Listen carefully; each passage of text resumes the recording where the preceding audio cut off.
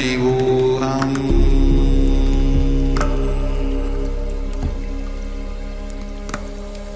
Om Nityananda Paramashivoham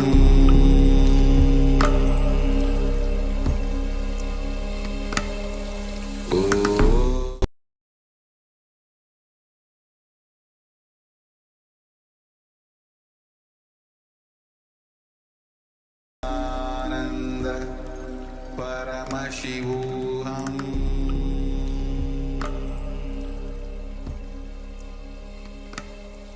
Om Nityananda Paramashivoham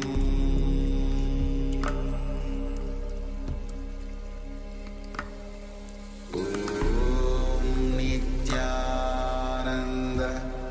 Paramashivoham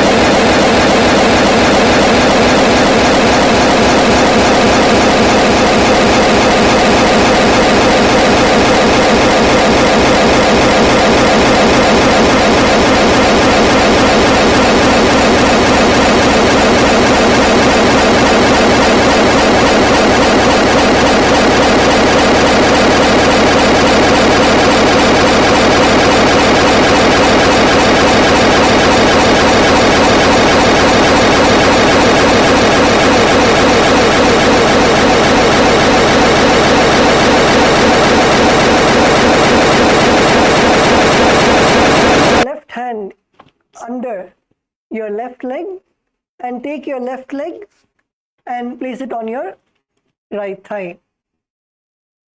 So both your hands will be inside your legs, inside the thighs of your legs.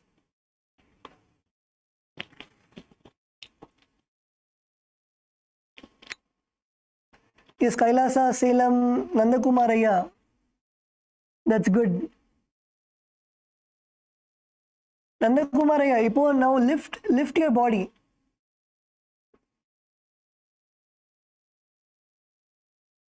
Yes, good.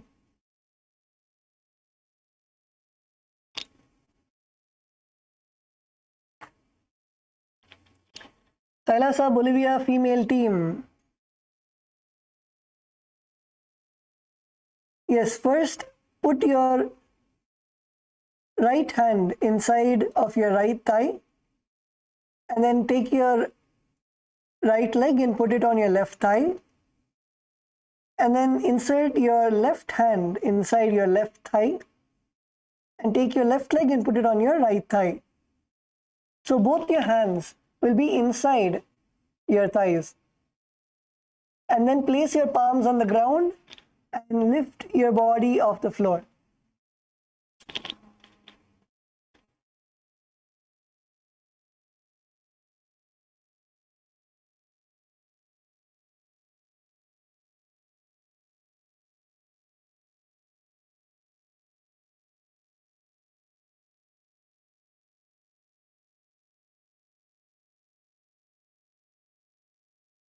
Yes, Kailasa LA female team.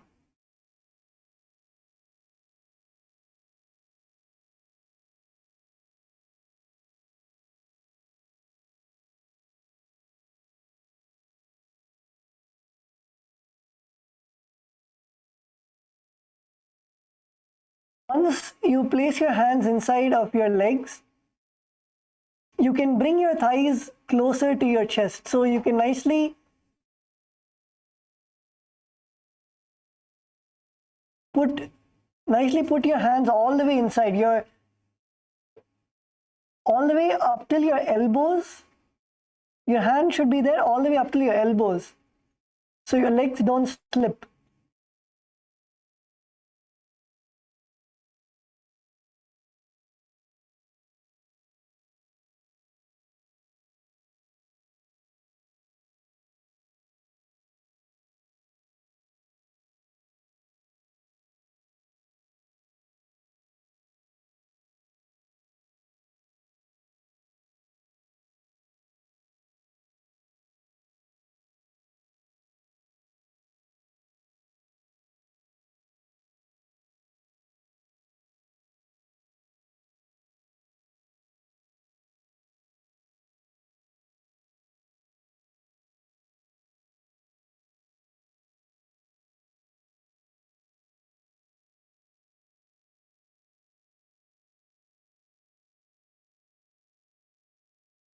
Yes, come on, lift. Baluvaya, lift.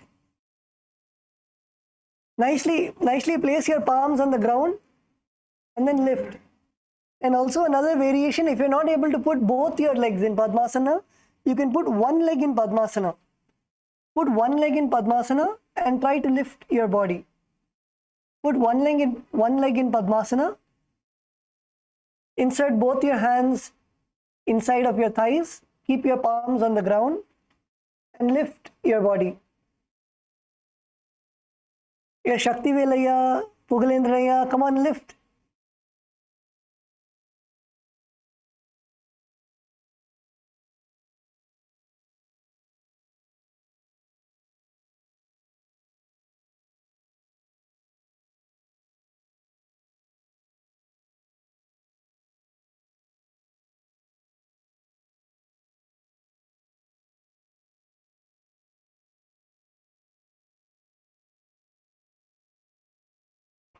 Kailasa, Bolivia, Ma Yufe. Ma, you should hold at least for 3 seconds. And actually, everybody in Kailasa, Bolivia, Kailasa, LA, you should lift and hold at least for 3 seconds. at least for 3 seconds. Your body should be completely off the floor for 3 seconds. So nicely put your body weight on your palms. Make sure that your palms are comfortable on the ground. Spread your fingers and slowly lean forward and try to push.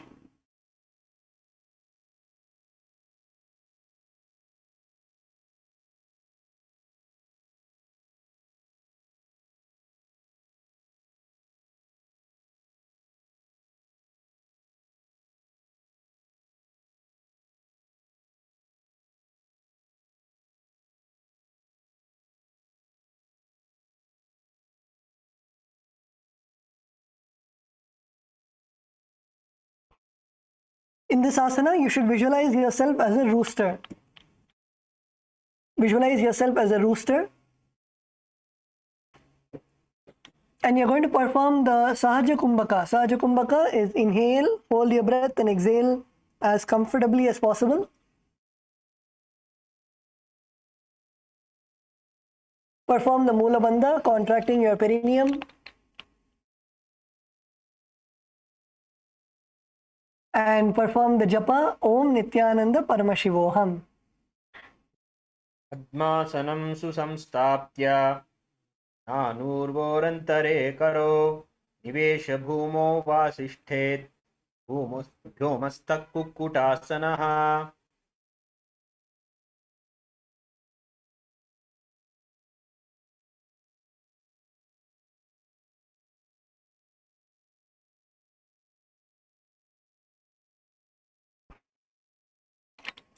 Okay, now relax. You can now uncross your legs from Padmasana and rotate your ankles. Relax your ankles.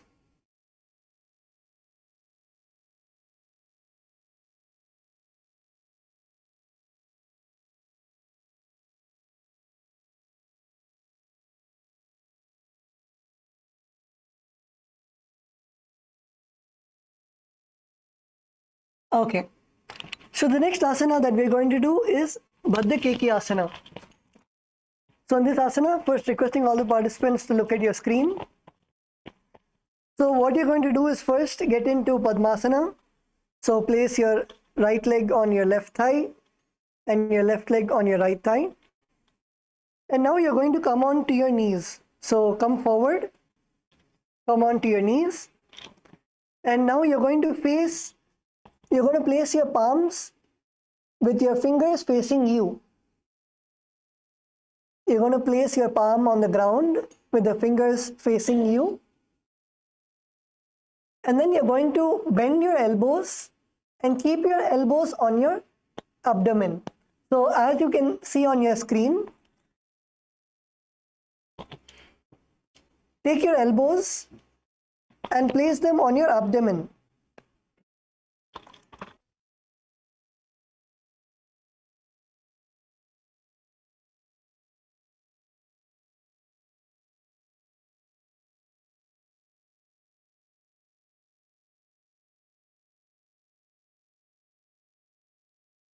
So like this, place your elbows on your abdomen. Place your elbows on your abdomen and you're going to slowly lean forward. Lean forward as much as you can and you're going to lift your legs off the floor. This is Baddha Keki asana. So all of us are going to do now. So let's all do this together. Requesting all the participants to come to Padmasana.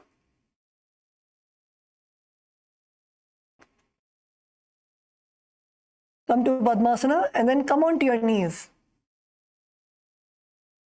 Come on to your knees. And now place your palms on the ground with your fingers facing you. And place your elbows on your abdomen. Nicely place your elbows on your abdomen. Your elbows should be comfortable in your abdomen. It should not slip. And then tighten your abs and slowly lift your legs off the ground.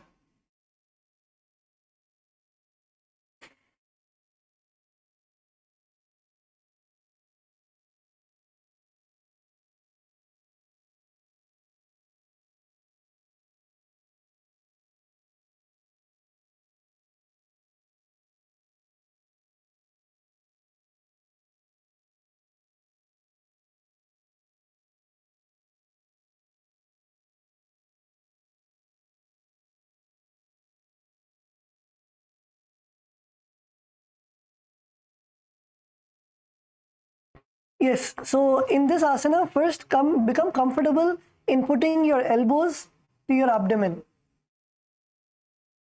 Become comfortable in putting your elbows to your abdomen and lean forward. Just lean forward. Don't lift your legs yet. Just lean forward as low as you can go.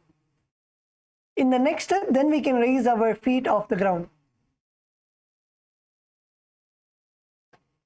Yes, Kailasa, Malaysia, Shakti Velaya.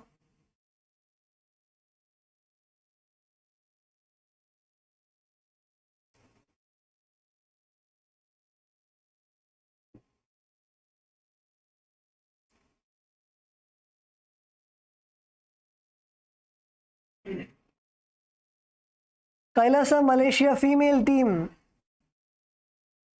Nobody's even trying. Come on, come on, come on, put Padmasana. Kailasa, Malaysia female team. Put Padmasana and come on to your knees. At least let's get comfortable. So even if you're not able to put Padmasana, you can put Ardha Padmasana. That is placing one leg on your thigh.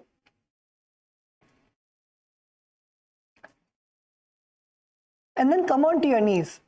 Come on to your knees and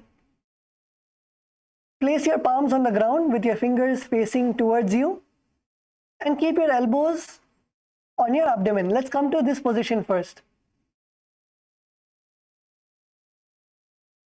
You can keep your legs on the ground. Keep your legs on the ground. First come to this position and feel comfortable. Maybe try to lift one knee. Try to lift one knee off the ground.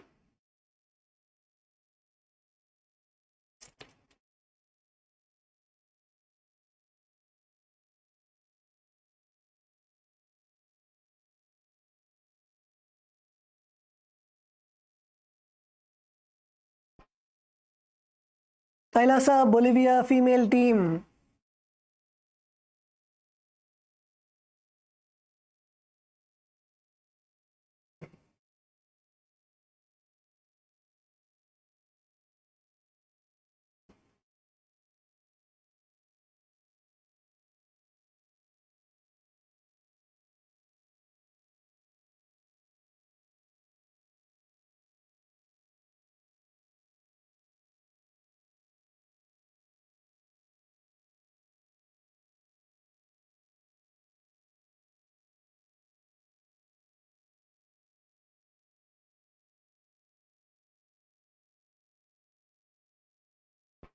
Yes, come on, Yogendra Shaktini, Kailasa, Bolivia.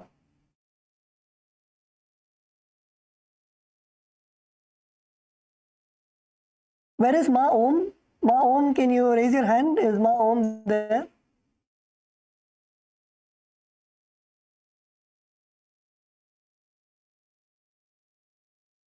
Ma Om is not here today.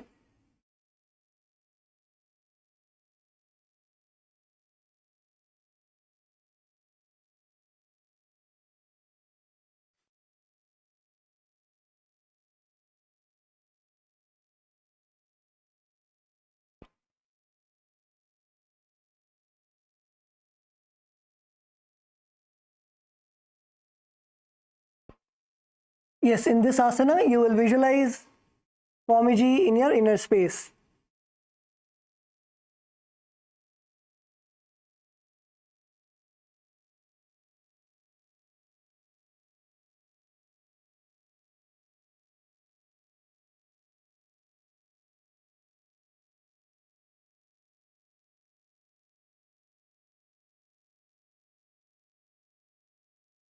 Kailasa LA female team.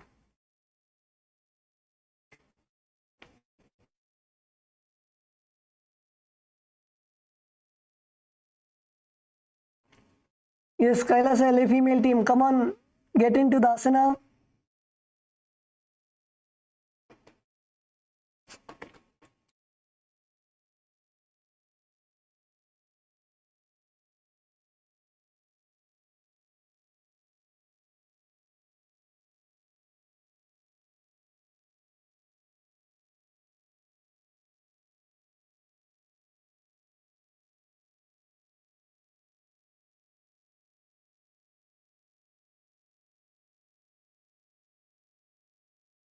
Ma Atmadaya, is that you at the back in the last row?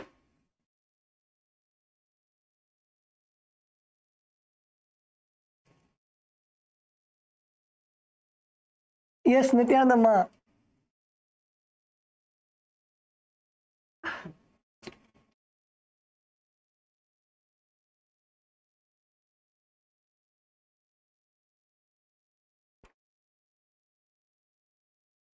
Yes, Ma Atmadaya, come into the asana.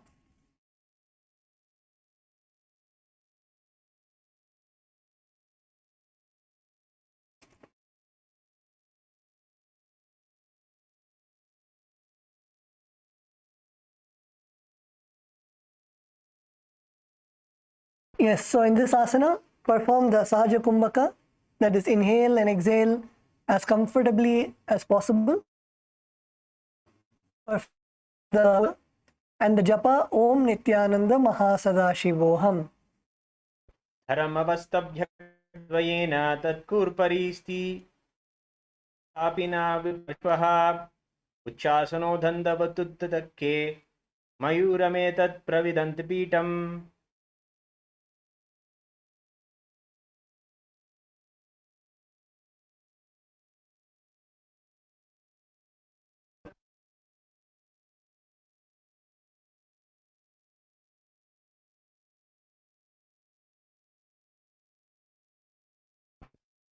Yes, now you can come back to a seated position.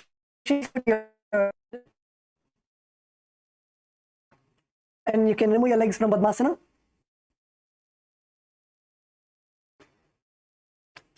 So the next asana is Mayurasana. The participants get your screen. So in Mayurasana, what you're going to do is you can come to a knee position where you kneel on your hands, come onto your hands and knees. And now you're going to place your hands in the same way.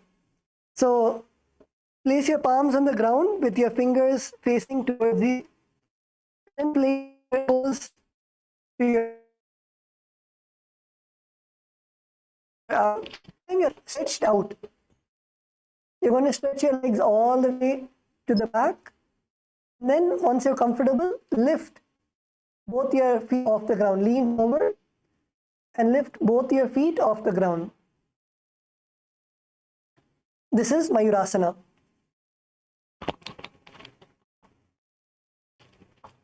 So let's all do this together. First, come on to your hands and knees. Let's all come to our hands and knees first. Yes, come on, Kailasa LA. Kailasa LA female team. Come on, hands and legs. And now place your palms on the ground with the fingers facing towards you. And now let's begin with first extending our legs. Place your elbows on your abdomen and extend your legs back. Keep your feet on the ground. Extend your legs back.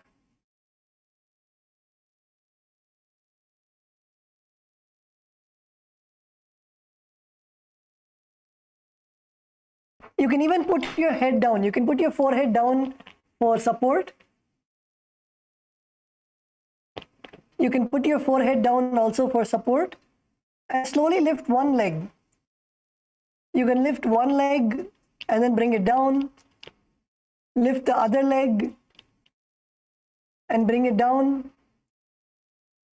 And now try to lean forward and lift both legs off the ground. It's okay, even if you fall, it's okay.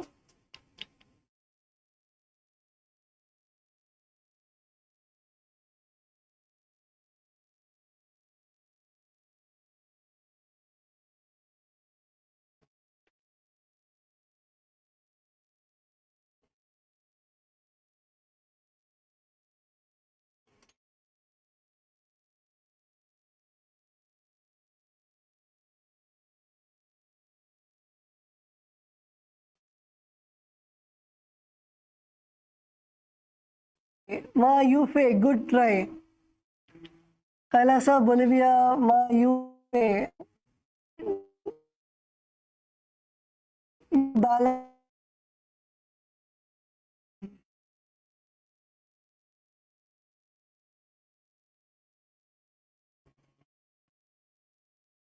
Kailas male team.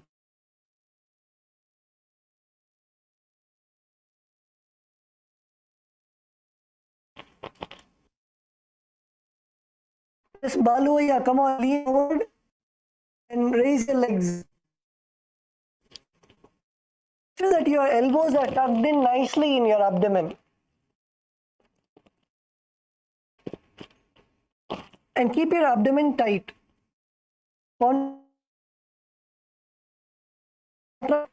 Keep it tight. And lift.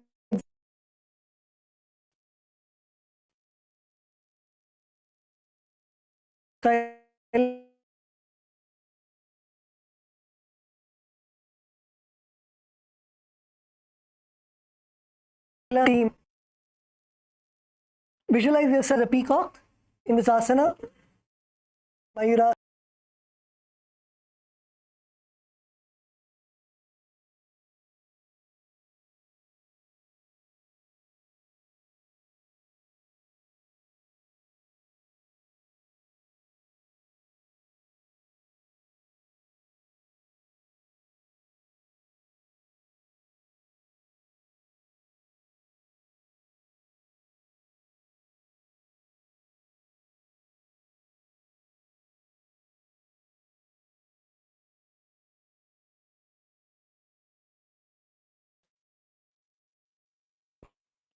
Visualize yourself as a peacock.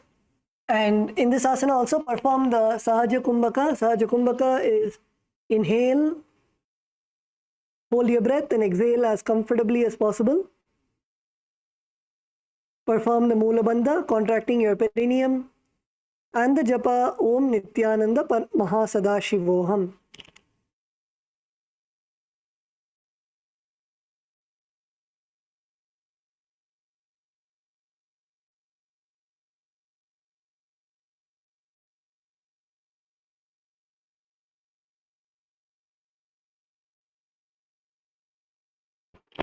Okay, let's all now relax. You can lie down on your stomach in Makarasana.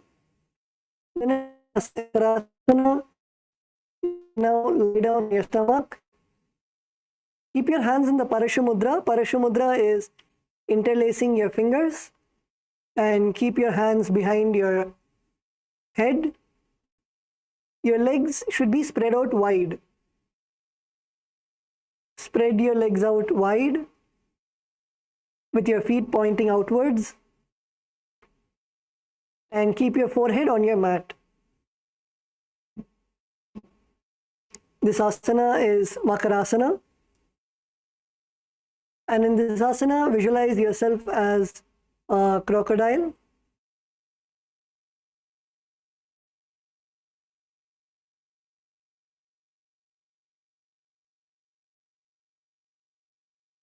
Visualize yourself as a crocodile. Perform the Sahaja Kumbhaka. Inhale, hold your breath, and exhale comfortably.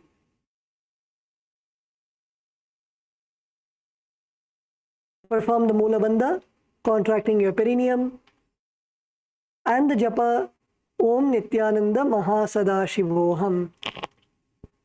अध्यास्यसे ते हृदयं निधाय भूमौ च पादौ च पार्श्वमानौ शिरस्य धृत्वा करदण्डयुग्मे देहाग्निकारं मकरासनं तत्.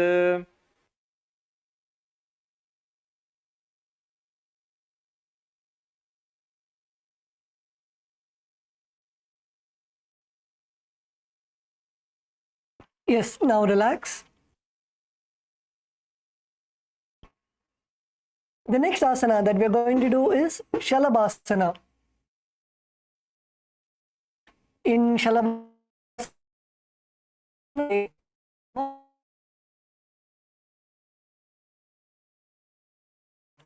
just raise your legs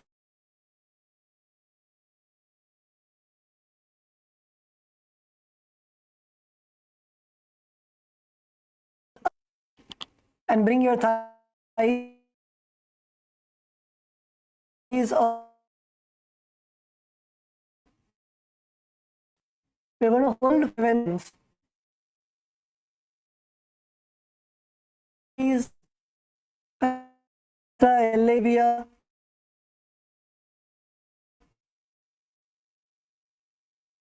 KAILASA, Malaysia. Yes. I'm going to stay for 11 seconds. 11, 9, come on, 8, 6, 5, 3, 2, 1.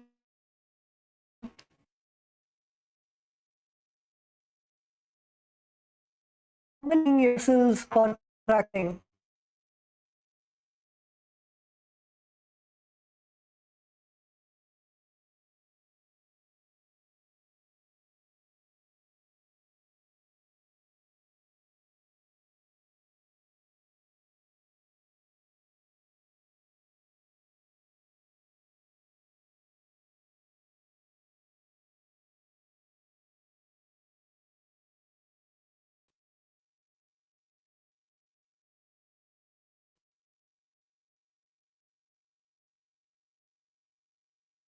Perform the Sahaja Kumbhaka.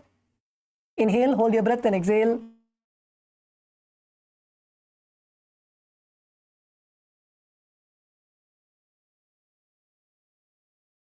Om Nityananda Mahasadaशिवोहम.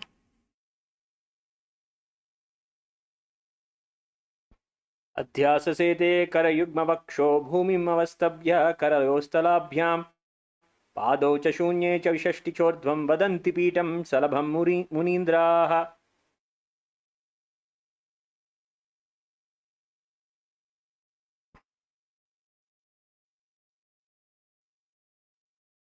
Relax. Let's now do the next asana. The next asana is Ushtrasana.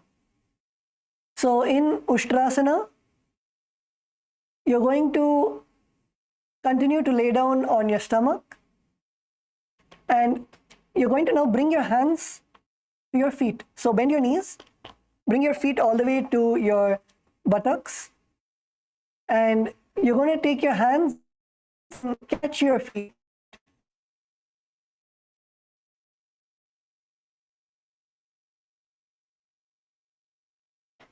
And pull your feet down as much as possible. Pull your feet down towards the ground as much as possible.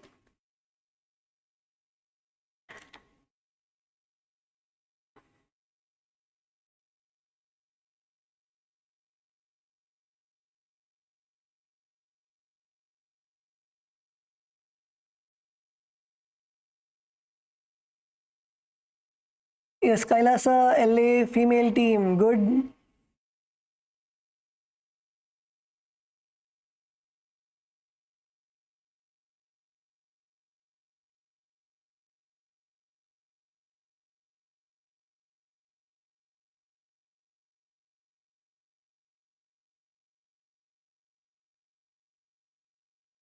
KAILASA Malaysia female team.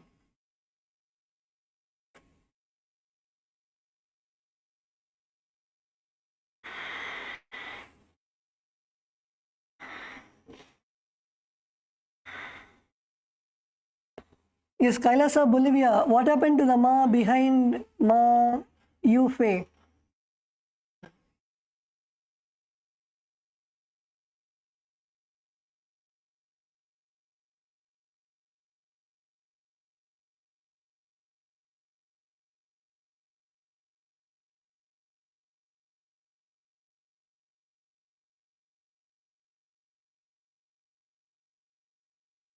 Yes.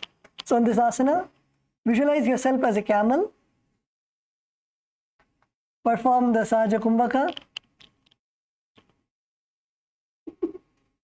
Perform the Mula Bandha, contracting your perineum. And the japa Om Nityananda Mahasadashivoham. अध्याससेते पदयुग्मवस्थं पृष्ठे निपाद्यापि धृतं कराभ्याम् आकुञ्चयेत् सम्यगुडरास्य गाधा मुष्टं च पीठं योगिनो वदन्ति.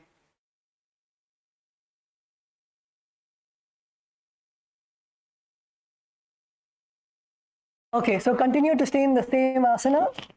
The next asana is Dhanurasana. So now you're going to continue to lay down on your stomach and catch your hands with your feet. And now you're going to kick your legs back and up and pull your legs and your chest all the way up. You're going to pull your legs and chest all the way up to the sky.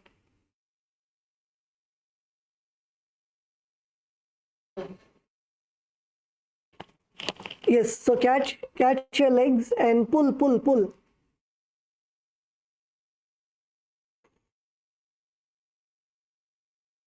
Yes, Kailasa, Bolivia. Kailasa, Bolivia. The Ma next to Ma Yu Fei. Very good. Ma Yu Fei higher. Ma, can you put in the chat the Ma's name next to Ma Yu Fei, please?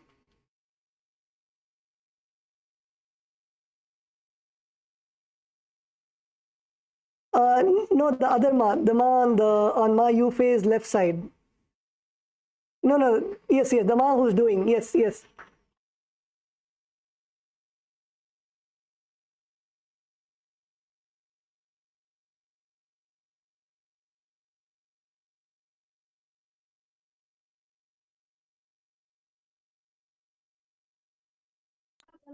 Maharaj, isn't she Ma Paramashivali Yogini?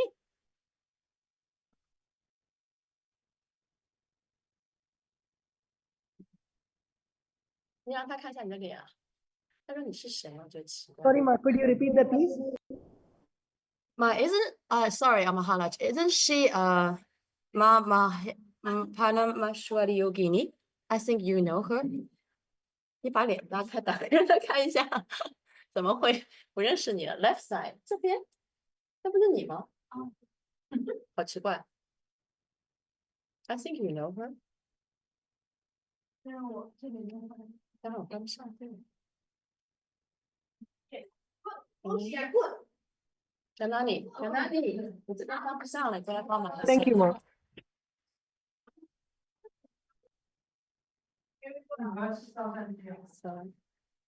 In this asana, visualize yourself as Bhagavan Paramashiva's bow.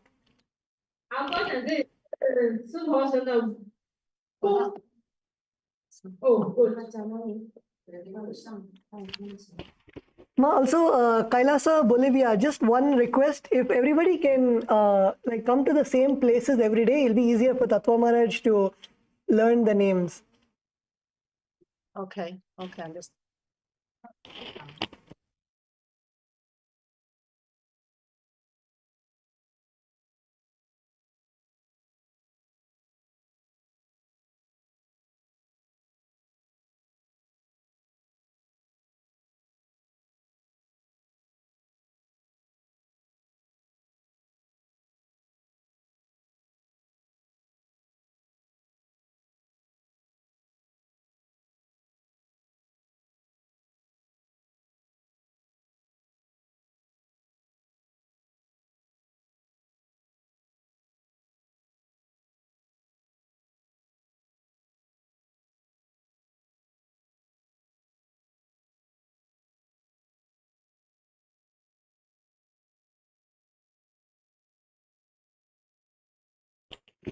Perform the Sahaja Kumbhaka. Inhale and exhale comfortably. Perform the Mula Bandha, contracting your perineum. And the Japa Om Nityananda Mahasadashivoham.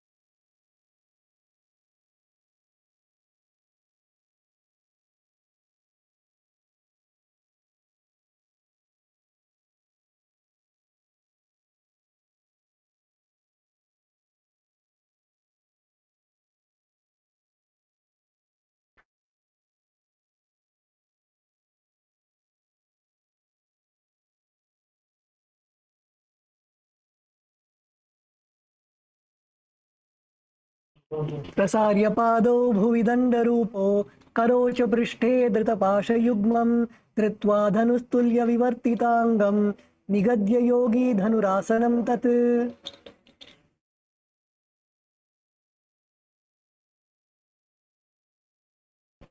Yes, let's all relax and you can now come to a seated position.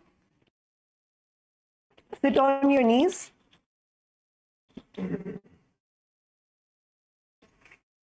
Sit on both your knees with your head, neck and spine in a straight line. Place your palms on your thighs or your knees and gaze to the third eye. This asana is Bhagasana. Sit on both your knees with your head, neck and spine in a straight line. Place your palms on top of your knees and thighs and gaze to the third eye. Visualize Swamiji in your inner space. Perform the Sahaja Kumbhaka. Inhale, hold your breath and exhale. Perform the Mula Bandha, contracting your perineum. And the Japa Om Nityananda Paramashivoham. लतामोड़ी पावदो वैसे बहुरो जगती करे इके ऐसे पावन माहिलो गुलपजुजा हो कुलापासती लावे सौ.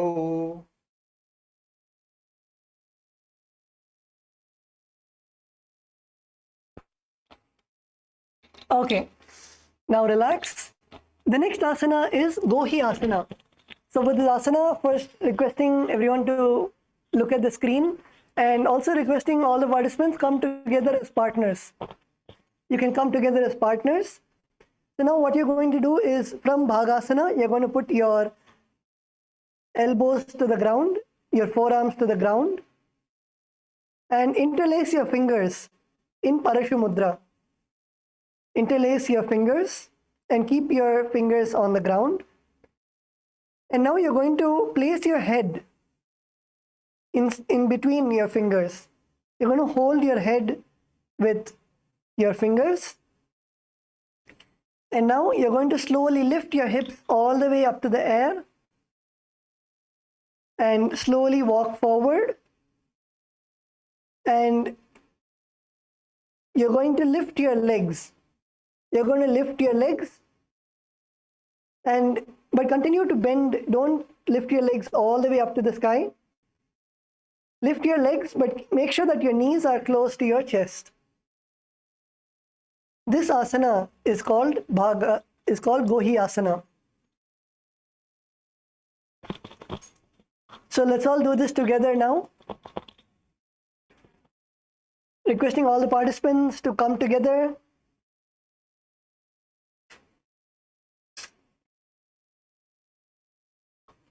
Come together as partners. Is Kailasa Malaysia? Baluaya, help Pugalendranaya. Pugalendranaya, you should have your hands, interlace your fingers. Interlace your fingers and keep them on the ground, yes. And now place your head on the ground.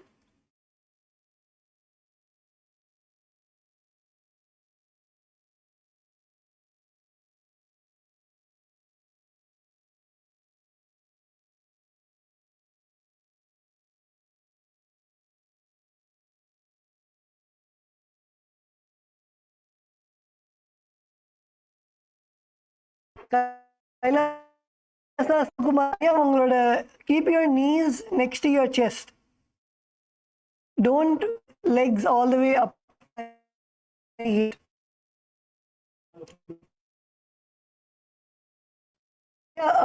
ஃபுல்லா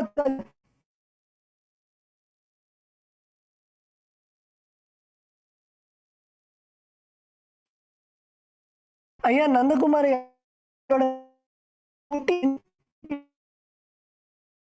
வச்சுக்கோ.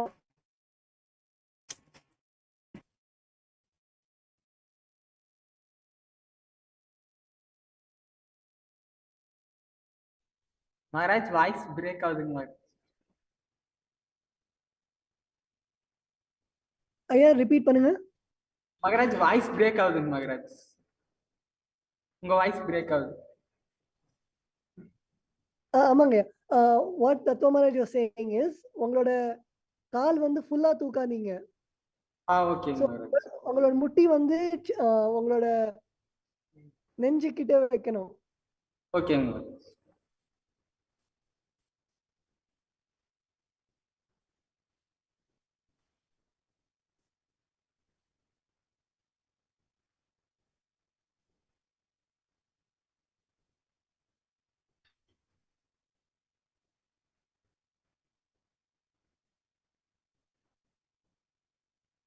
நந்தகுமார் ஐயா good. Good.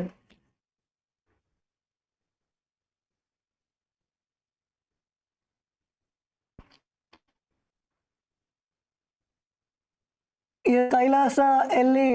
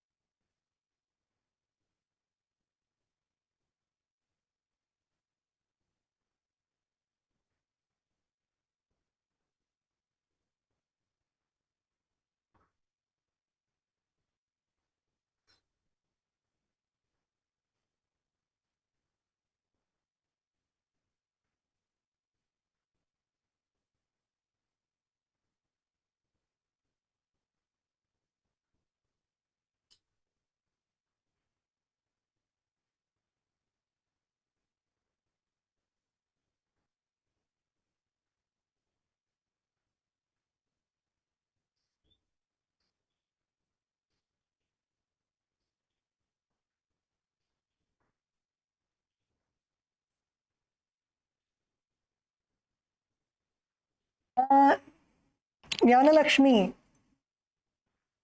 Kailasa எல்ஏ மா ஞானலக்ஷ்மி, did you do?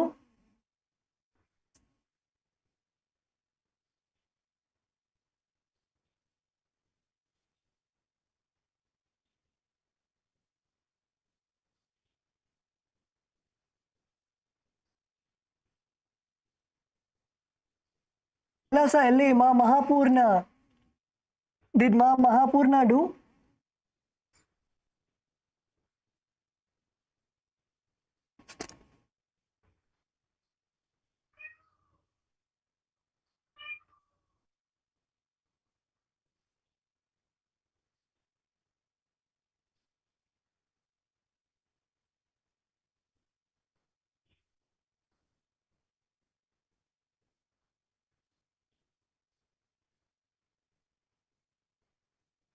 Kailasa Malaysia, Ma Suguna, did you do?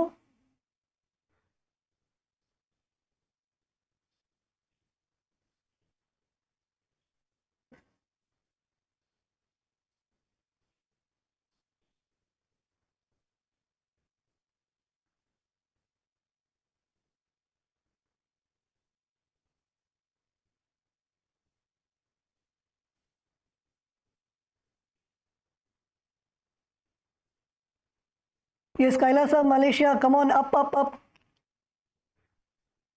Kailasa, Malaysia, female team, yes. Kick your legs up. Kick your legs up to the air.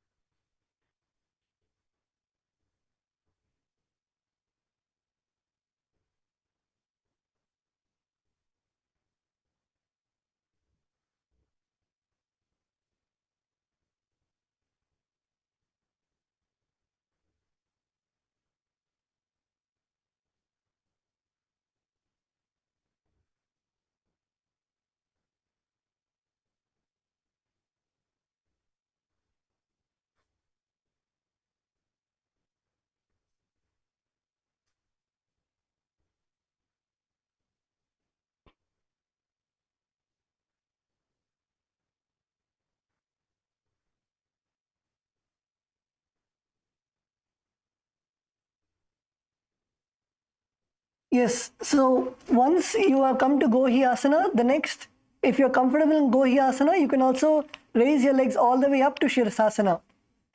If you're comfortable in Gohi Asana is bending your legs and keeping your knees next to your chest. If you're able to balance there, then you can raise your legs all the way up.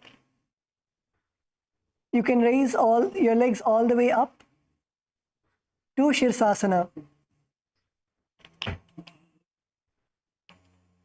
Is Kailasa, Bolivia. Kailasa, Bolivia, is Ma Nitya Shodasha Shakti there?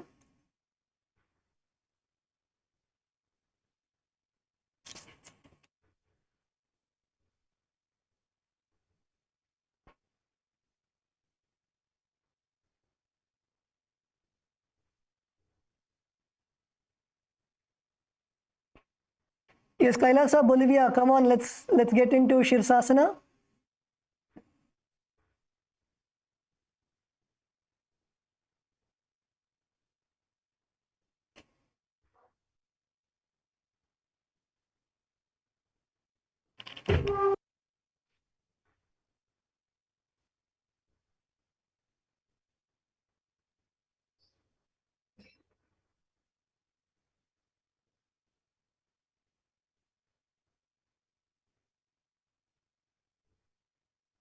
Ma Ganga Priya, did you do Shirsasana?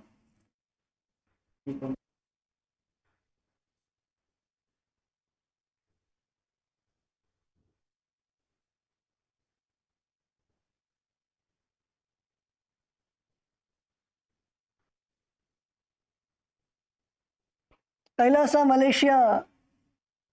Malaysia female team. Did everyone do Shirsasana?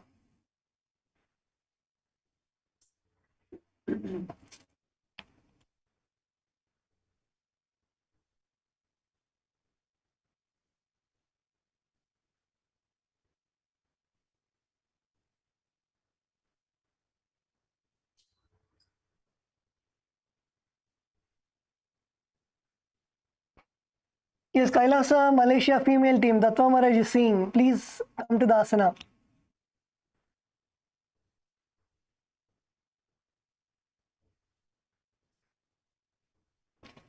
Kailasa, Malaysia male team. Baluaya, did you do Shirsasana? Yes, okay. You are making Shakti Velaya do. Yes, yes. Both Pugalendraya and Baluaya help Shakti Velaya.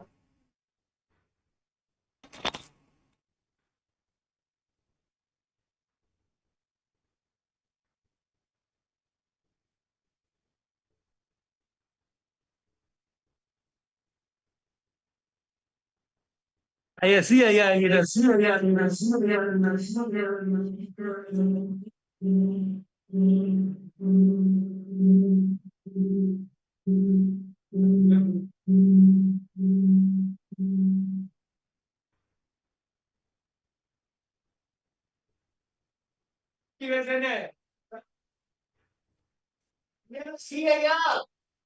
Wow, Shakti Velaya, wonderful.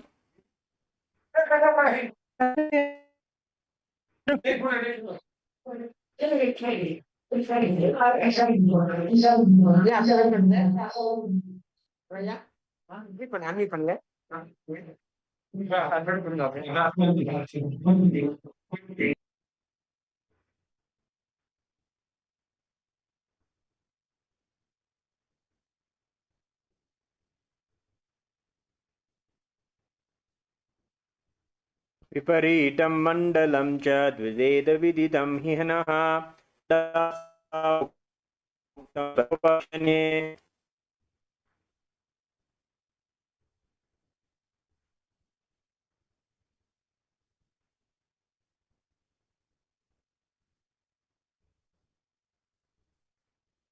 Okay, let's all relax now. You can come back to your yoga mats.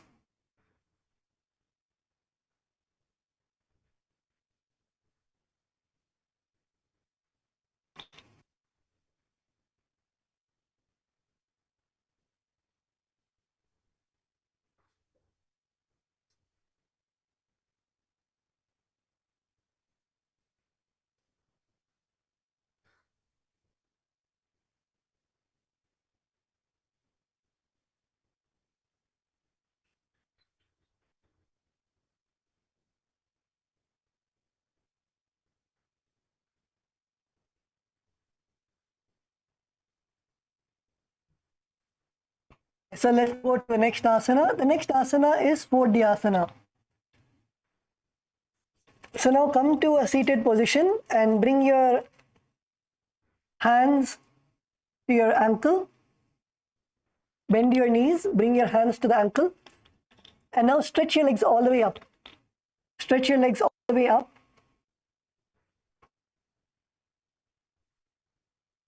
Stretch your legs all the way up to the sky.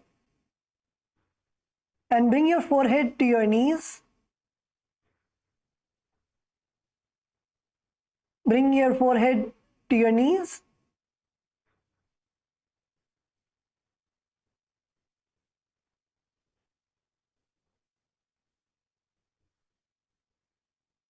Try to keep your knees straight.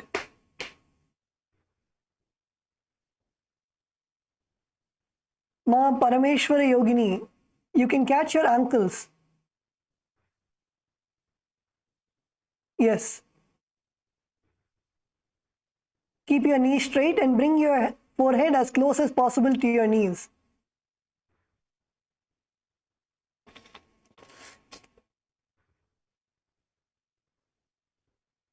Yes, Kailasa, LA, Atmadeyama, good. Atmadeyama, is that Mahagovindananda next to you? Yes, please make her do Ma.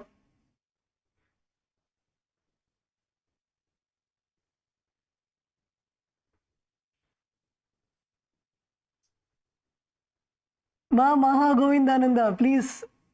You should be in a seated position. When you lie down and do it, it's a different asana.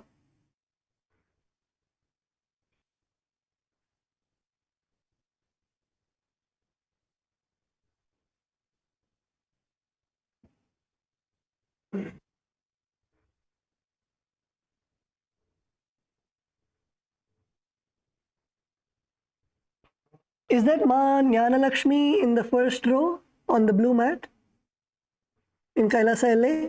Okay, wonderful, Ma.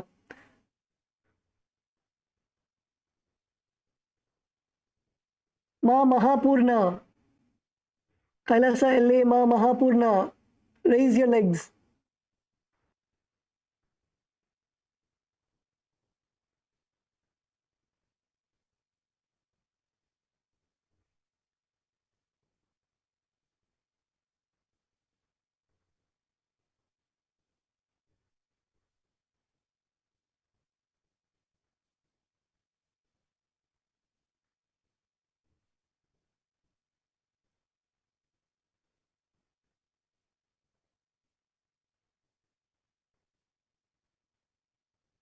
In this asana, you'll also be performing the Bastrika Kumbhaka.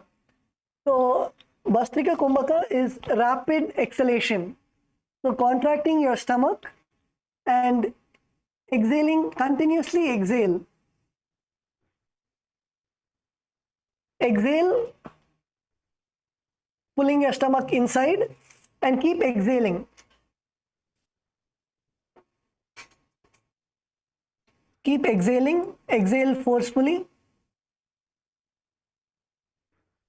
The bandha you'll be performing is Mula Bandha, contracting your perineum, and the japa Om Nityananda Paramashivoham.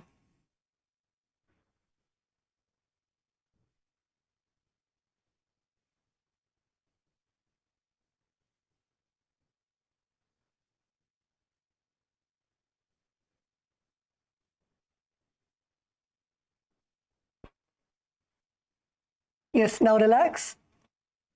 The next asana is Parighasana. In Parighasana, you're going to sit and extend your legs out at a 45-degree angle.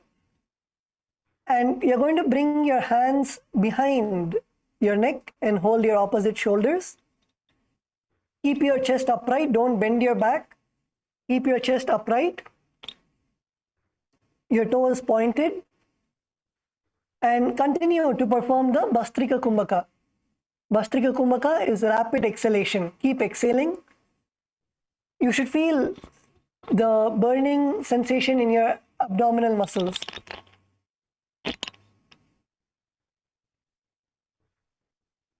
Yes, Kailasa, Salem, Nandakumaraya.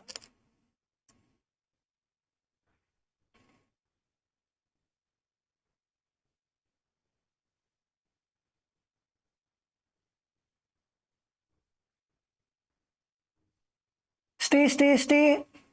You should stay in this asana. Kailasa, Bolivia, Ma Yufe.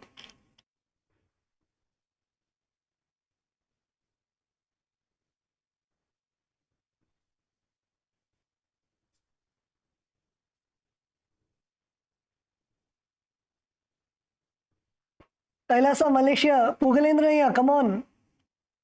Raise your legs. Yes, raise your legs.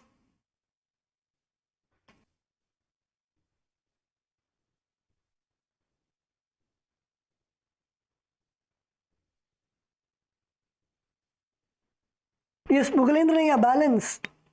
Pugalendraya, Baluaya, balance.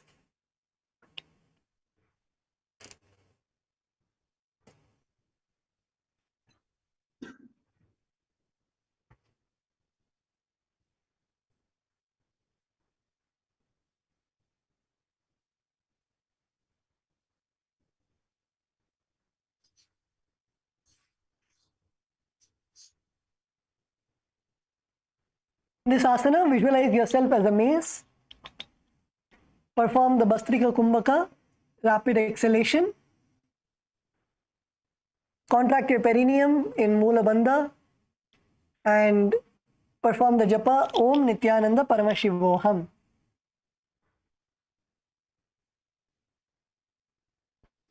उत्तानं शयनं कृत्वा पादौ मिलित्वा प्रसार्य नितम्बं भूमौ संस्पृत्य हस्ताभ्यां कन्धरबन्ध कुम्भकं कृत्वा तिष्ठेत् परिघासनं भवति.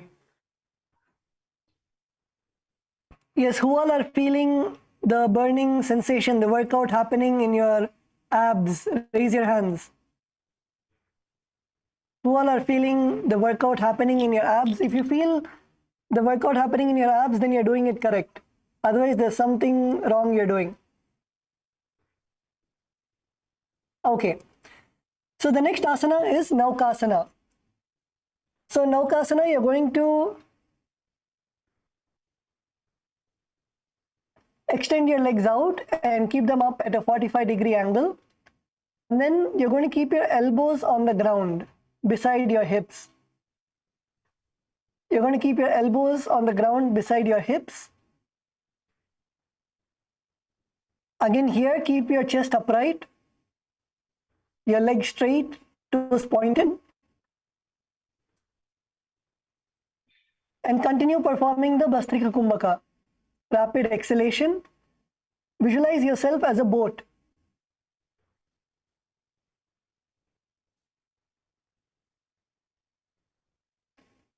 Yes, Kailasa, Malaysia, keep your legs up, up, up. Keep them in a 45-degree. Don't bring them too high.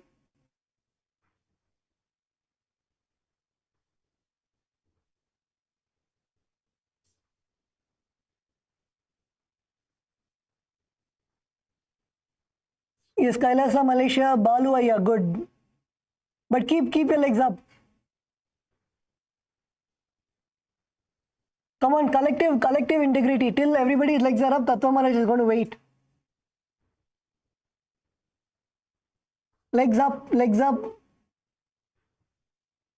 Yes, Kailasa, Malaysia, good. Two phase not doing.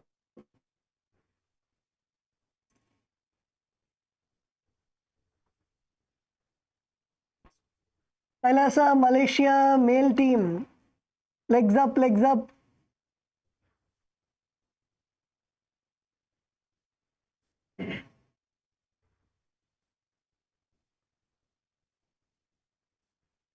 Okay. And in this asana, continue to perform the Bastrika Kumbhaka, rapid exhalation. You keep exhaling. Focus on the exhaling. You will inhale automatically. Keep exhaling. You should feel your stomach going inside and keep exhaling. Forceful exhales. Perform the Mula Bandha, contracting your perineum, and the Japa Om Nityananda Paramashivoham.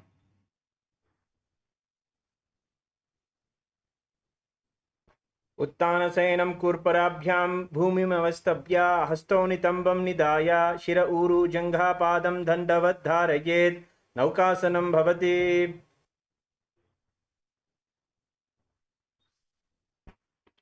Yes, now relax.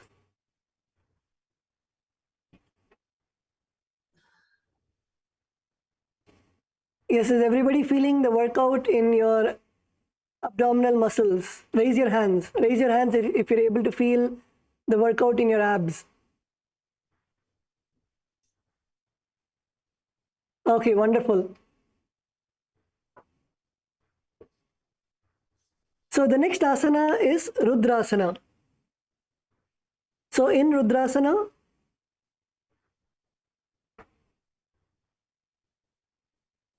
you're going to sit upright and lift your feet up. Scoop your hands under your legs and pull your feet towards your chest. So keep the soles of your feet together. Place your hands underneath your legs and scoop your legs all the way up to your chest.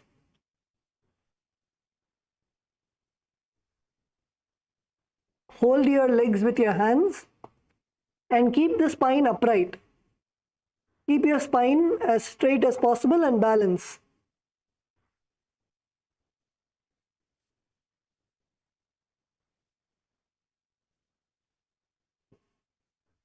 In this asana, you will visualize yourself as Bhagavan Rudra.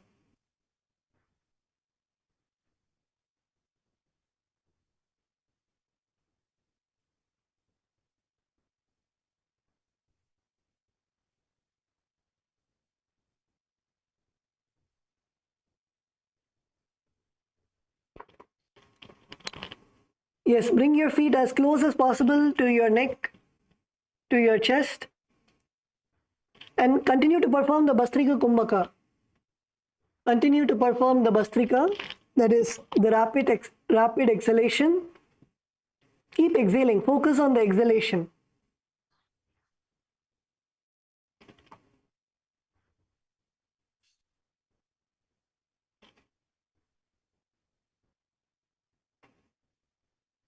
Kailasa LA, Ma Atmadaya, Ma Mahagovindananda, not seeing you do.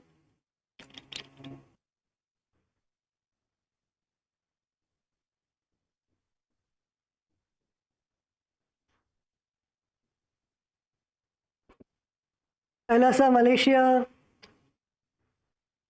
Baluaya, put your feet under, yes. Put your hands under your feet.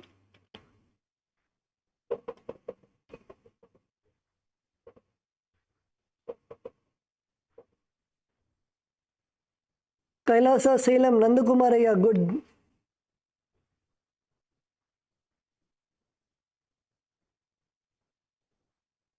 Kailasa, Bolivia.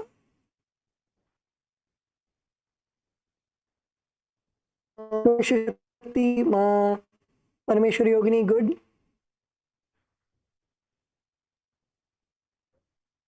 Kailasa, Malaysia, female team. Lift, lift, lift. Lift your legs and balance.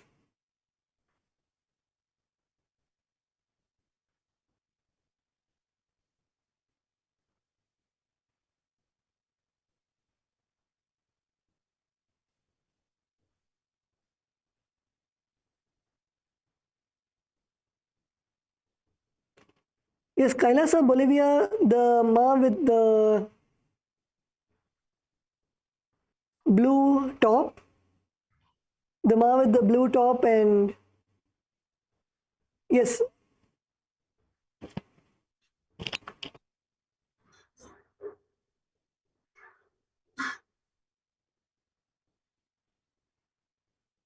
Yes, Ma, the hall volunteer, can you help the Ma with the blue shirt also?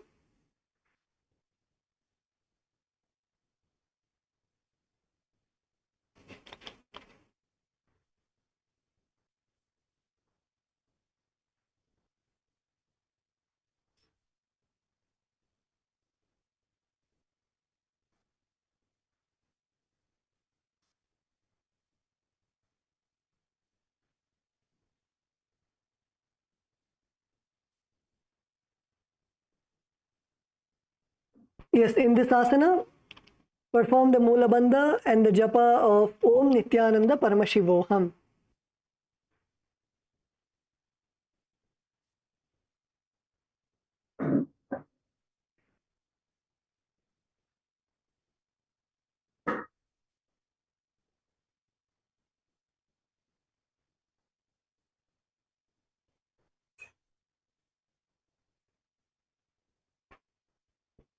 पगतली संपुट करे हाथस्यो पगा ऊंचे पगा का अंगुठा दो लेयु परली कानी तालवे.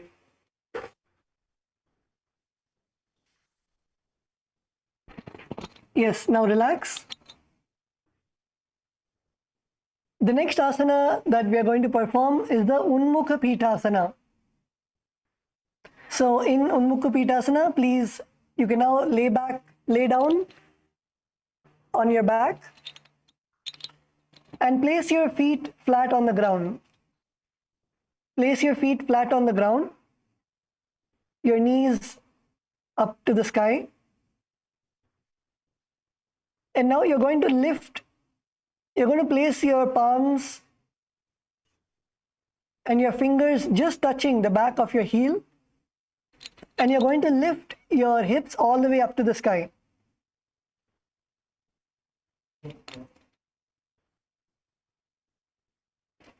Lift your hips up all the way to the sky. Press your feet to the ground. Press your feet onto the ground and lift your hips all the way up.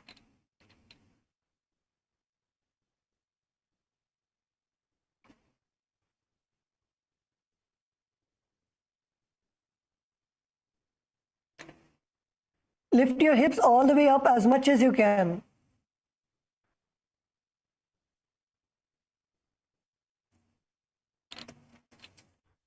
Yes, wonderful.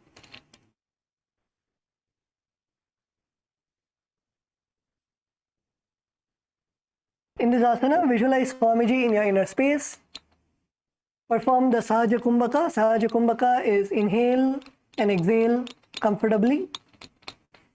Perform the Jalandhara Bandha. Jalandhara Bandha is bring your chin to the chest.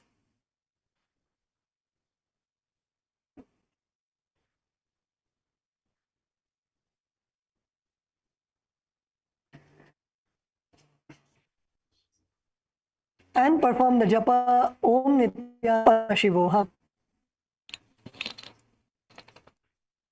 ऊर्ध्वे च जानुनि कृत्वा ऊर्ध्वे च जानुनि कृत्वा सवितोर्ध्वमुखं तथा उपात्य हस्तोत्तिष्ठेतु कीट उन्मुख नामखे.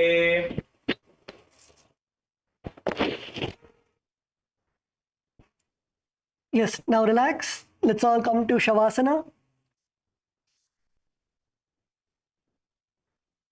Shavasana is laying down on your back. Completely lay down on your back with your palms facing upwards.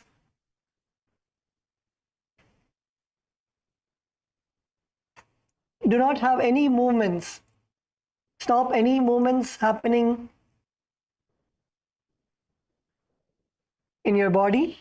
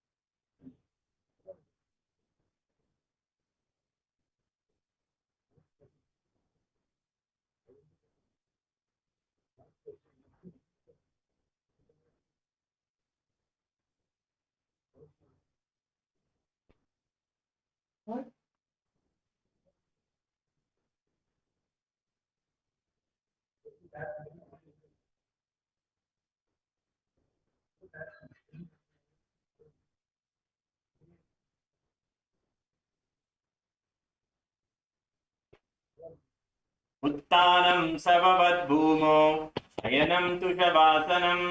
शवासनं श्रान्तिहरं चित्तविश्रान्तिकारकम्.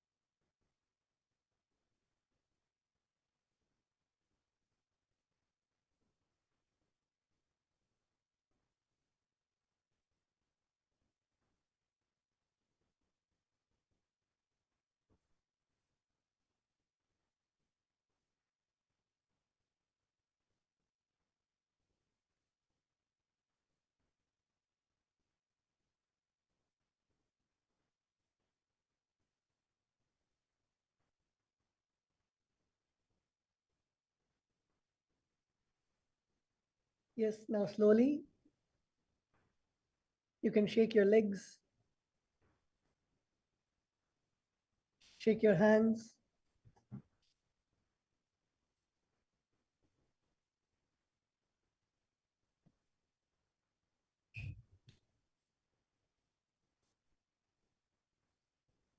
You can bend your knees, bring your knees to your chest, rotate from side to side.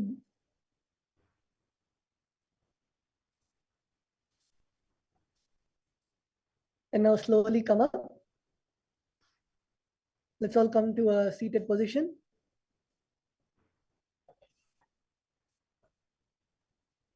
So first, congratulations to all the participants.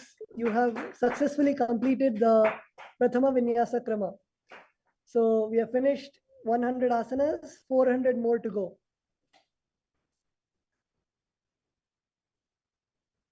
So wonderful. Congratulations to all the participants to finish the Prathama Vinyasa Krama. So from tomorrow, we'll be beginning with the Dvitiya Vinyasa Krama. That is the asana sequence of 308 asanas. And also, if any participant has any questions, you can now ask questions. Please come to the mic.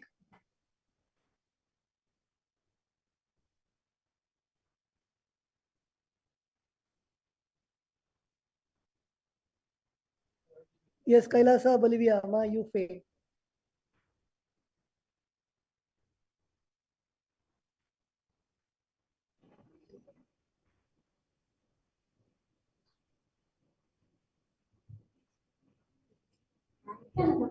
அந்த யோகா செய்யும்போது எனக்கு வந்து நிறைய உடம்புல உட்கார முடியும் நிறைய problem இருந்துச்சு. ஆனா அவ்வளோ நல்லா இருக்கு. இப்ப நிறைய விஷயம் செய்யும் பொழுது நான் ரொம்ப லைட்டா ஃபீல் பண்றேன். நல்லா இருக்கு. ரொம்ப நன்றியா. Ma, not able to, Ma Purila. It's echoing too much. இல்ல இல்ல மியூட்ல இல்ல. Can you speak directly into the laptop?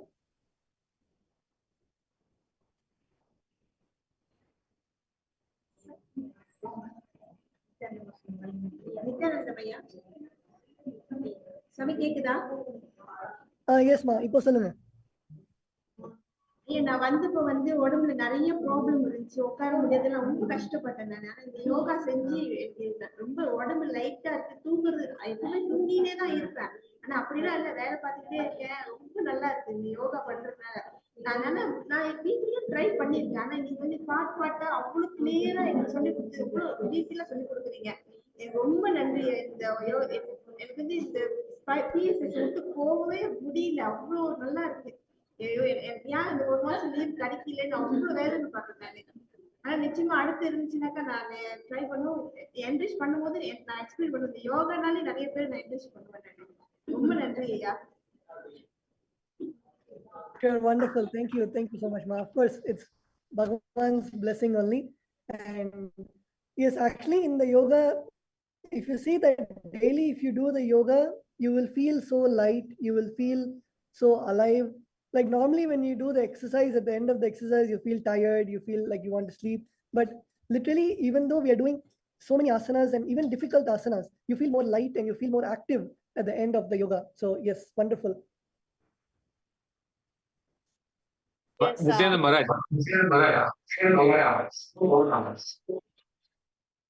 Yes, Nityanamaya, சொல்லுங்க.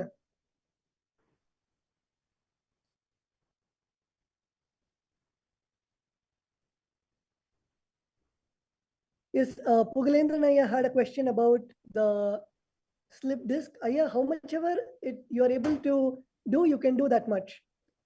How much ever is comfortable for you.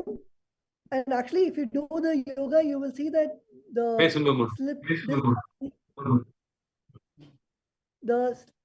you will see that your slip disc actually heals. So even if you're having any pain, it will actually heal when you perform the yoga. And even asanas, like for example, Maschendrasana. Maschendrasana is twisting your back to one side. So if you do those kind of asanas, it will help loosen out your back. And even asanas like today we did the Shalabhasana, raising your leg up. So those asanas will strengthen your back muscles. So it will not put a pressure on your back. Nityananda Maharaj, Yes, Smita, Nityananda. Maharaj, for Dhanurasan, should we be keeping our legs together or apart, or is there another asana where you keep our legs together? I'm confused. In Dhanurasana, you can keep your legs apart. You can keep your legs apart and focus on stretching your back as much as possible and going all the way up.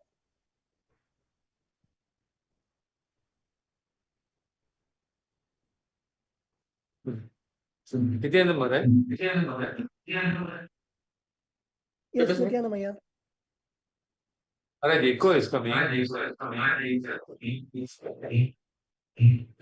Tomorrow.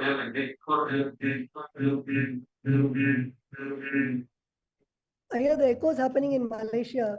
Can you check if there's any other speaker which is picking up the audio? Nityananda Maharaj. Yes, Nityananda. 对，靠近。你好，老师。我在中国呢接受了一个概念，就是呼吸，不吸。那来到这边在做瑜伽的时候，老师一直在讲先吸气后呼吸，这两个。mute பண்ணாம பண்ணாதனால திருப்பி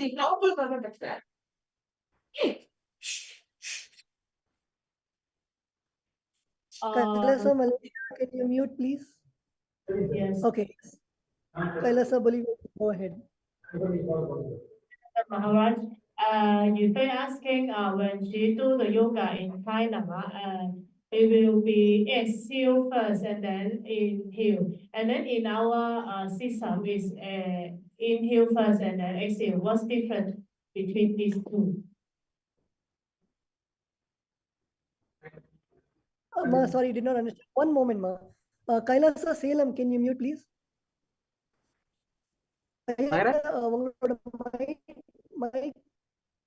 உங்களோட mic mute பண்ணணும். Okay.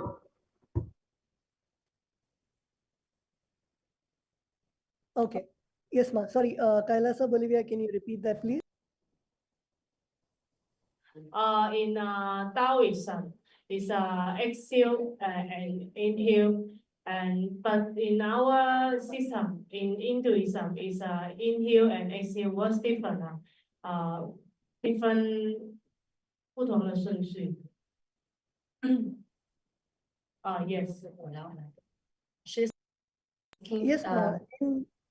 Canada. She's actually curious about she's like comparing two systems. So she's has learned some technique from Taoism. So in Taoism, they usually practice they do exhale first, then do inhale. But in yoga, most of the time we inhale then exhale. So she wants to have some clarity on this.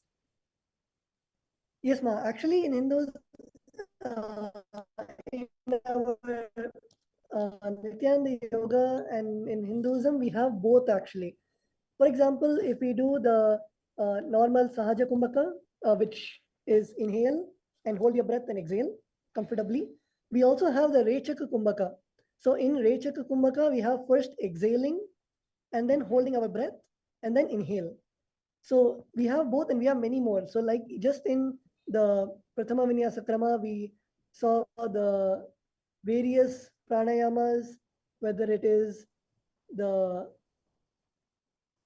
Sahaja Kumbhaka or whether it is the Rechaka Kumbhaka, which is exhale, hold your breath, inhale, whether it is the Bastrika Kumbhaka, that is the rapid exhalation, or whether it is the Shitali Kumbhaka, that is roll your tongue and inhale. So we have many pranayamas. So for each asana, what is the optimum way that our breathing has to be? It is mapped with that specific asana.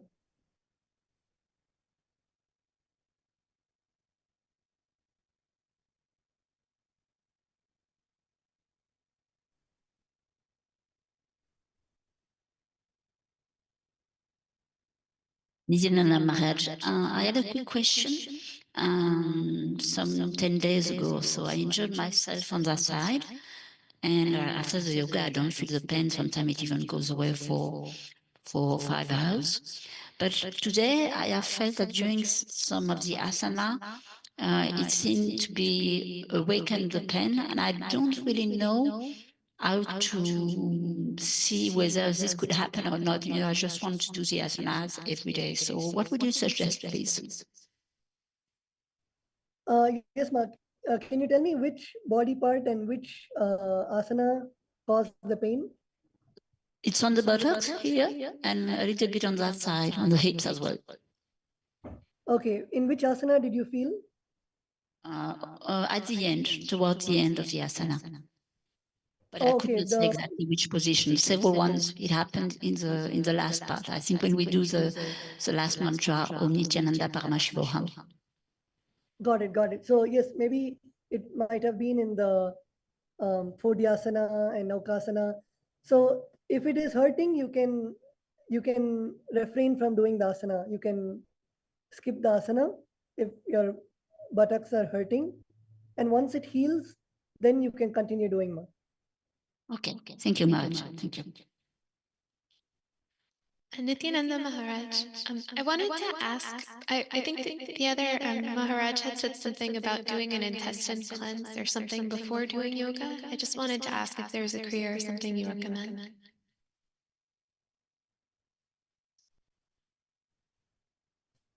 Yes, ma. It is actually daily before the yoga. We normally do the panchakriya, which is cleansing our whole body, the neti pot, and the enema, which cleanses our bowels.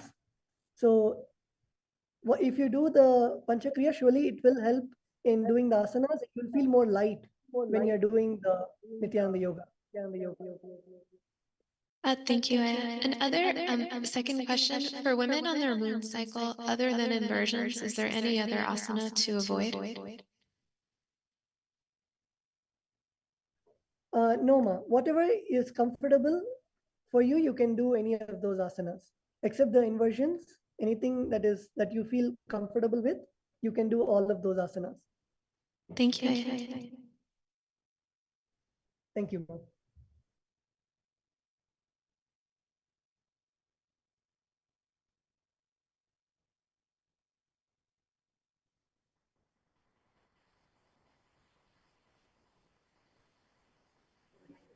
Maharaj, Nityananda. Maharaj? Yes, Nityananda, ma. Maharaj, myself that day Maharaj said, okay, can do after critical operation and man accident. So Maharaj said can do slow, isn't it? Now feel a bit comfortable. So can I try my best? Level? Yes, ma. As much as you can do. You don't have to, unless it is harming you or it is hurting you, you can do the asanas. There's no issue. And any part which has been affected because of the operation, it will be healed. So it will be cured permanently? Yes, of course. By One doing more. yes, continue, ma. One more, if let's say Swamiji said that okay, andathil உள்ளது பிண்டத்துல வரும். So that means the inside the kidney and the pitta got a stone. If we do the yoga, can it be crushed and removed from our kidney? Cleansing.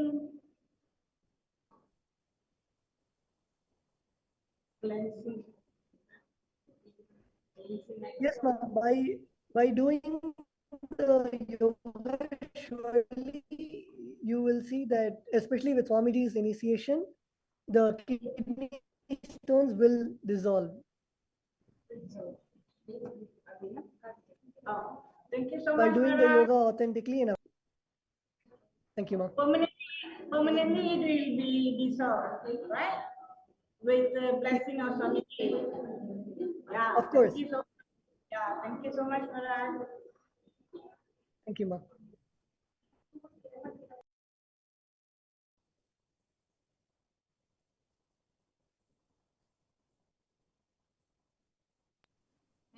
Can you hear me? Can you hear me? Nityanama, can you be a little bit louder? Nityanandamaya, you can hear? Yes, I can hear now. You can hear. Thanks a lot, Maharaj. It was very, very good sessions and a very fruitful session. I just like within few days, I see my body sculpted so well. I think I lost weight also. And then like every body parts where I felt like very like did before this feels very alive.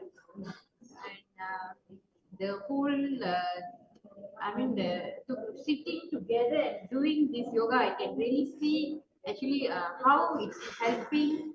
You know, the togetherness is helping do it, make it happen. Plus, of course, Swamiji.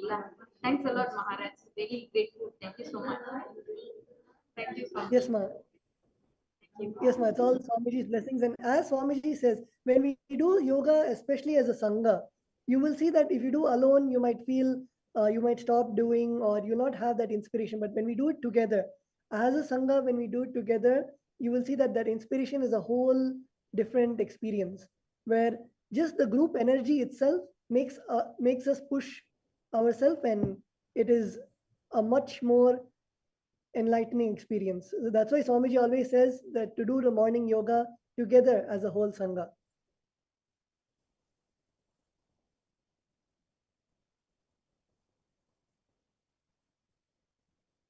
Yes, thank you, Ma.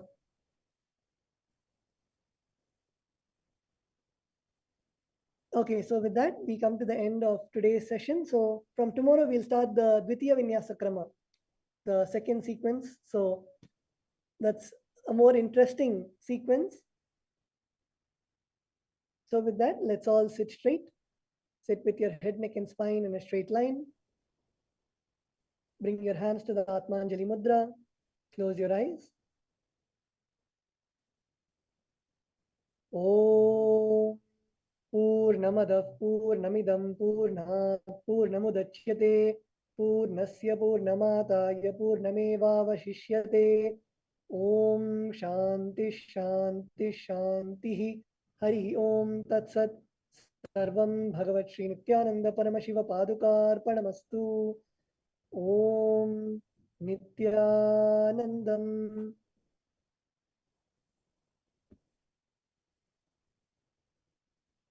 Yes, thank you everyone. Nityanandam.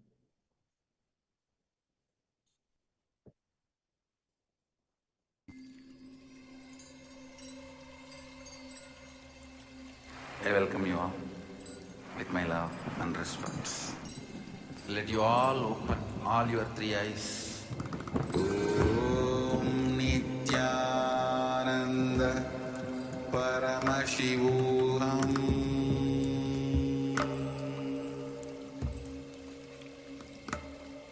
Om Nityananda Paramashivoham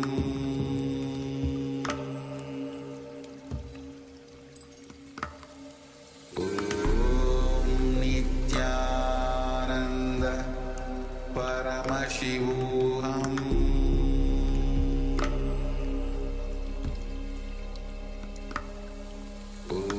Om Nityananda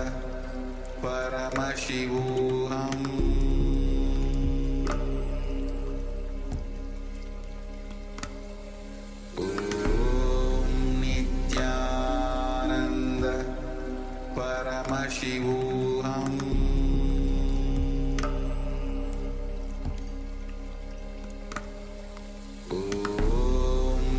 Nityananda Paramashivoham Paramashivoham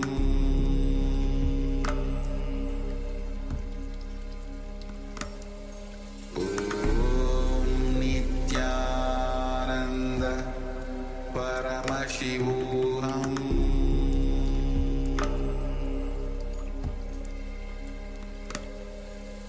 Om Nityananda Paramashivoham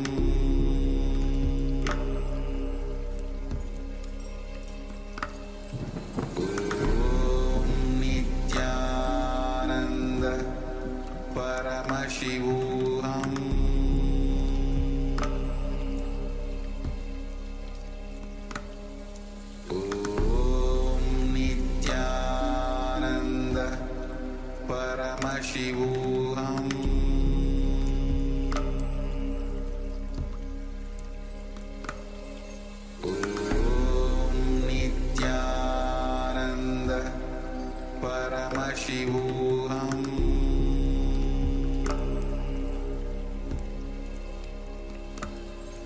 Om Nityananda Paramashivoham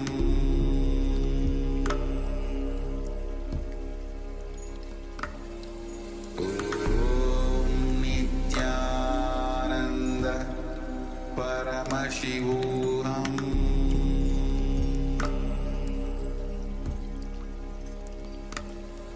Om Nityananda Paramashivoham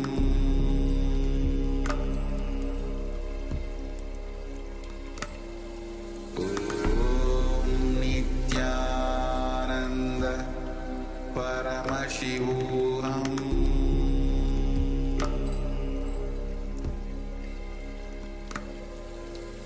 Om Nityananda Paramashivoham. I welcome you all with my love and respect. Let you all open all your three eyes. Om Nityananda Paramashivoham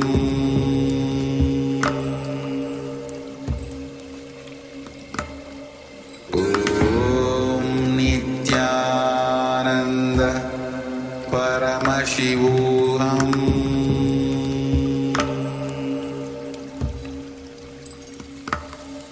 Om Nityananda Paramashivoham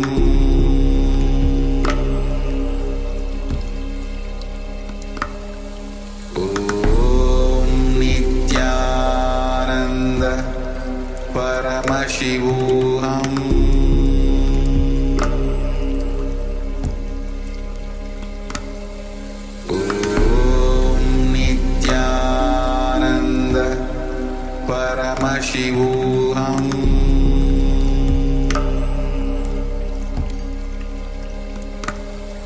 Om Nityananda Paramashivoham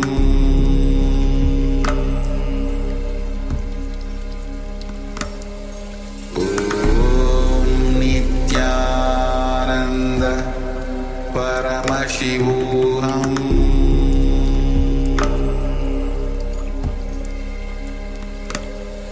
Om Nityananda. Which is beyond time and space enters into time and space. Sadashiva declares, let me become many to celebrate myself. So morning we celebrate he becoming many. You can see every deity, every god, we go on light the lamp. So each, the Sadashiva himself becomes many. So whole campus we went round. It was such high energy. So again the many becomes one. Not only spiritually, even socially, this celebration forms a very important part of my life. Because this is the only celebration I enjoyed from my birth, at least in this body.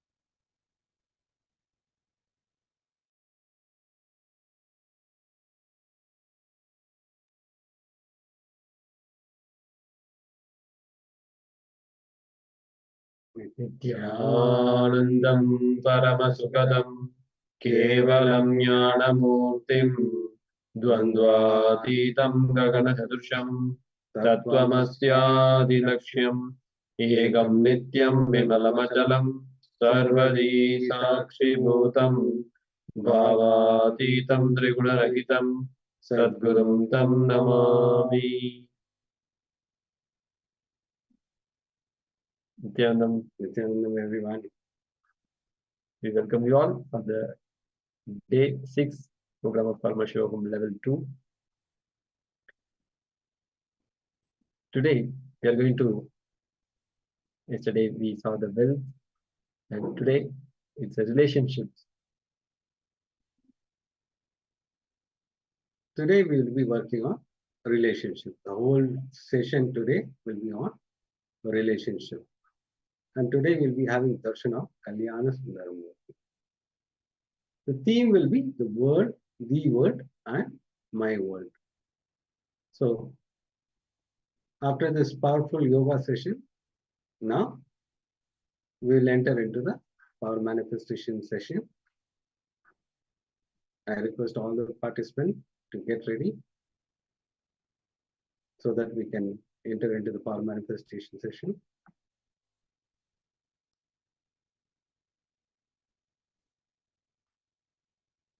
You can quickly grab your water bottle, notebook, pen, everything. We'll give you a few minutes so that you get ready. I request all the participants to grab water bottle, book, pen, everything, keep ready so that we can enter into the power manifestation. Yes, you'll be writing sort of intra exercises. So we need to have paper and pen.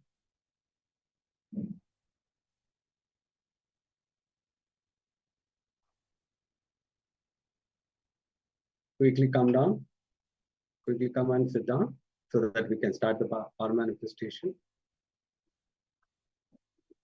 Before entering into the power manifestation, we'll chant the Shastra Pramana, which is scriptural reference to manifest the powers of third eye. Let us enter into the Shastra Pramana. Kapalantarmano nisya tishtam militalochanaha kramena manaso dhatyat lakshayet lakshamuttamam. The translation goes, by fixing the mind on the inner space within the crown center and sitting still without any movement, having the eyes closed in succession, by that stability of the mind and inner space, through the power of third eye, one directly sees the ultimate goal, Lakshyam. By having the vision beyond the sight that reveals any object or place, attaining the space of oneness with the source, Paramashivoham. Now, let's get ready for the power manifestation. I request all the participants to sit straight with your head, neck, and spine in a straight line. Blindfold yourself. If you don't have blindfold, you can use a cloth so that you completely cover your both physical eyes. You will be seeing only through the third eye. Now, intensely start chanting the Mahavakya, Om Nityananda Paramashivoham. Om Nityananda Paramashivoham. Om Nityananda Paramashivoham. Om Nityananda Paramashivoham.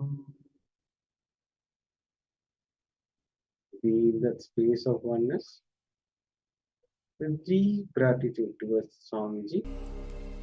Visualize Swamiji. Draw your mind. Feel that space of oneness. Have the deep gratitude towards Swamiji. Request Swamiji, whatever is being projected, show to the third eye. It is only our ego stops from manifesting the quality. The more and more you invite quality, more and more you will be able to manifest the Paramashivoham surrender. And the deep gratitude is what makes the manifest powerful. The more and more you visualize something, you will be able to manifest this power. Now let us enter into the power manifestation.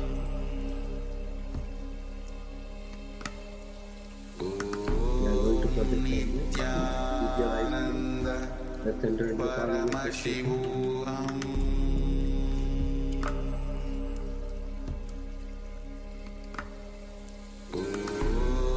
Nityananda Paramashivoham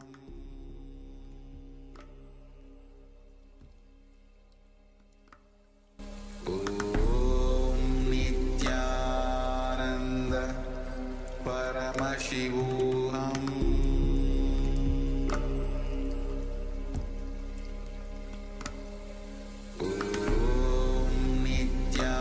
Nityananda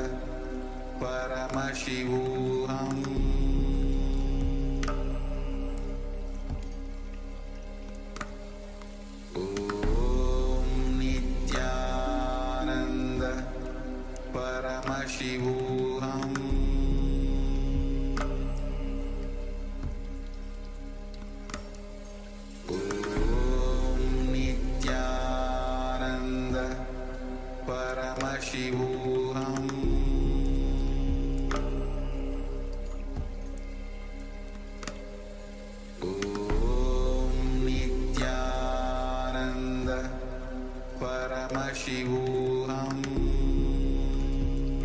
Nityananda Paramashivoham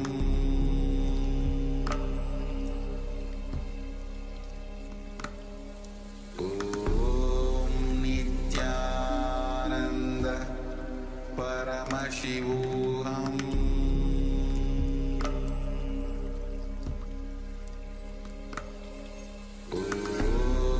Nityananda Paramashivoham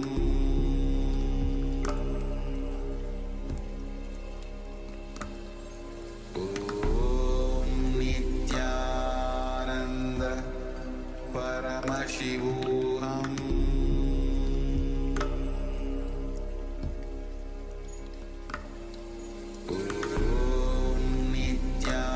Nityananda Paramashivoham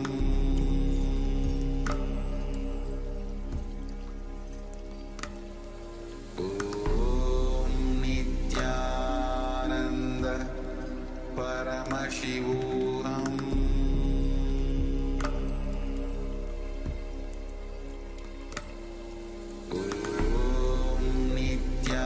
Nityananda Paramashivoham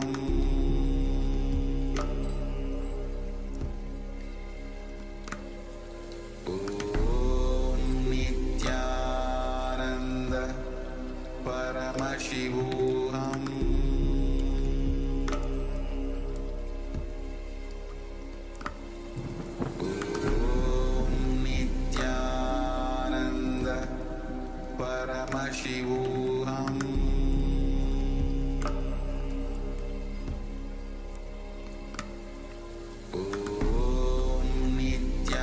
Nityananda Paramashivoham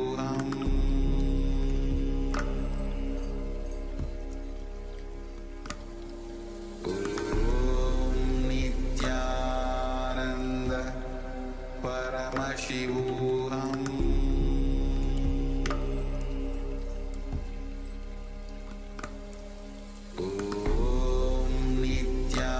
Nityananda Paramashivoham